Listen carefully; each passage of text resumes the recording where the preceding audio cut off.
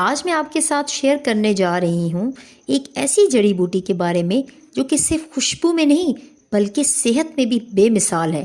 جی ہاں، میں بات کر رہی ہوں پودینے کی۔ پودینہ نہ صرف کھانوں اور چٹنیوں کا ذائقہ بڑھاتا ہے بلکہ یہ ہمارے نظام ہضم کو بھی بہتر بناتا ہے۔ سردیوں میں پودینہ عام طور پر لوگ کم استعمال کرتے ہیں کیونکہ وہ یہ سمجھتے ہیں کہ یہ ٹھنڈا ہوتا ہے، مگر در حقیقت اگر صحیح طریقے سے پودینے کا استعمال کیا جائے تو یہ سردیوں میں بھی بہت فائدہ مند ہوتا ہے۔ جیسے جیسے موسم بدل رہا ہے اور سردی کی شدت میں اضافہ ہو رہا ہے تو ہم سب تھوڑے تھوڑے بیمار ہونے لگتے ہیں، کبھی نزلہ، کبھی گلا خراب، کبھی ہاضمہ کمزور، مگر ایسے موسم میں پودینہ ایک قدرتی دوا ہے۔ پودینے کا قہوہ گلے کی خراش، کھانسی اور نزلہ زکام میں بہت آرام دیتا ہے۔